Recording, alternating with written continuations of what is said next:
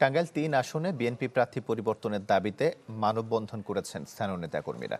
দুপুরে হামিদপুর বাজার থেকে দেওয়াবাড়ি বাস স্ট্যান্ড পর্যন্ত প্রায় ১৫ কিলোমিটার এলাকা জুড়ে মানববন্ধন হয়। এতে অংশ নেন বিএনপি নেতাকর্মী ও বিভিন্ন গ্রামের হাজারো মানুষ। বক্তারা অভিযোগ করেন, ঘাটাইলে বাড়ি না হলেও এবার দল থেকে মনোনয়ন পেয়েছেন ওবায়দুল হক নাসির। অন্যদিকে এই এলাকার সন্তান সাবেক এমপি ও মন্ত্রী লুৎফর রহমান আজাদ দীর্ঘদিন ধরে তৃণমূলে নেতাকর্মীদের সঙ্গে কাজ করে আসছেন।